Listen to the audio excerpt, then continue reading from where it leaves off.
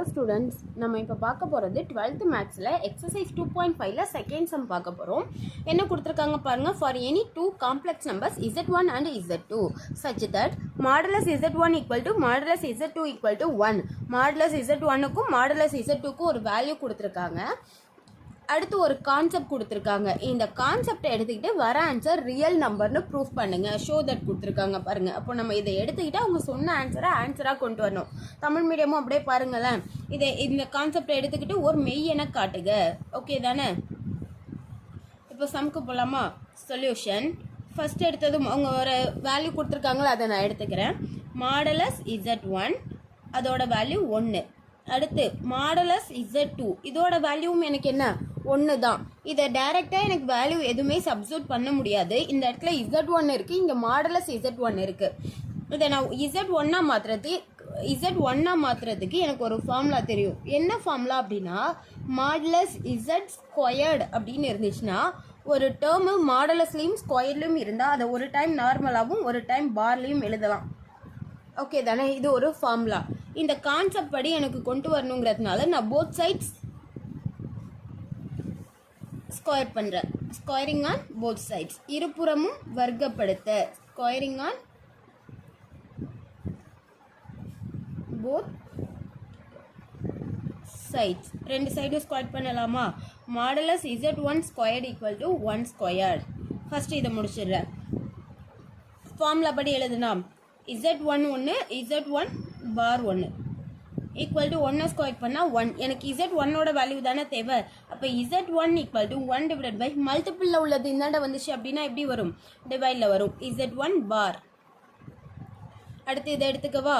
Modulus z2 whole squared equal to 1 squared. Formula படி எழுதுனா z2 bar equal to 1. z2ஓட value தேவை. z2ஓட வேல்யூ அப்படின்னா 1 டிவைட் பை z2 பார். இது ஓகே தானே? இப்போ பாருங்கள், கொஸ்டினை ஃபுல்லாக எடுத்துக்கோங்க. கொஸ்டின் ஃபுல்லாக என்ன?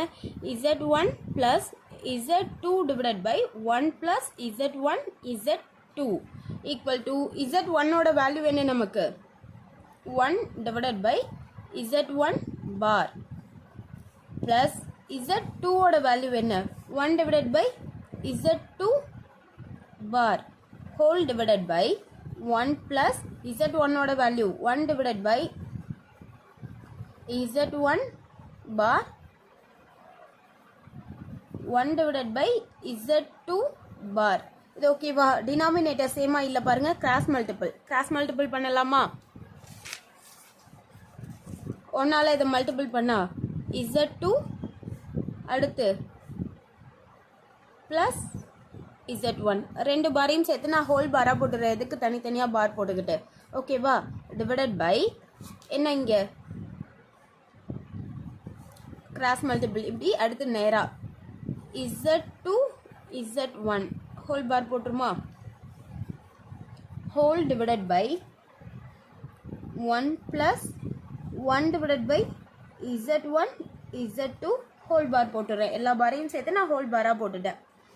இந்த இடம் பாருங்க, மேலே அப்படியே இருக்கட்டும், அதை அடுத்து நான் பார்த்துக்கிறேன். z2 plus z1 whole bar divided by கொஞ்சம் பார்க்க ஒரு மாதிரியாக இருக்குது, அதனால நான் இப்படி கிராஸில் போட்டுக்கிறேன். z2 z1 bar whole divided by denominator சேமா இல்லை, என்ன பண்ணுவோம்? Cross multiple. z1 z2 bar plus 1 divided by z1 z2 bar. இது பாருங்க, நமக்கு டிவைடில் உள்ளதை ரெசிப்ரோக்கலில் கொண்டு போவோமா? ஈக்குவல் டு இதை எடுத்து எழுதவா? ப்ளஸில் இருக்கிறப்ப எதை வேணாலும் முன்னாடி பின்னாடி மாற்றி எழுதிக்கோங்க, ஒன்றும் தப்பு கிடையாது. என்ன? z1 plus z2 whole bar divided by z1 z2 bar. டிவைடை இன்ட்டா மாற்றுங்க. டிவைடில் உள்ளட்டும் மேலே போகும். z1 z2 bar divided by இது 1 ப்ளஸ் z1 z2 பார். இப்போ இது ரெண்டுத்தையும் கிராஸில் கேன்சல் பண்ணிடலாமா? ரிமைண்டர் இருக்கிறது என்ன நமக்கு? பாருங்க, z1 plus Z2 பார் இருக்குது, பார்லேருந்து வெளில எடுத்துருமா, பார்லேருந்து வெளில எடுக்கிறப்ப இமேஜினரியாக இருந்தால் மட்டும்தான் சிம்பிள் மாறும். நமக்கு இங்கே இமேஜினரி ஐங்கிற லெட்டரே இல்லை, அதனால நான் சிம்பிள் மாற்றாமல் அப்படியே எடுத்துக்கிட்டேன். டிவைடட் பை 1 ப்ளஸ் இமேஜினரி இல்லை, சிம்பிள் மாற்ற தேவையில்லை.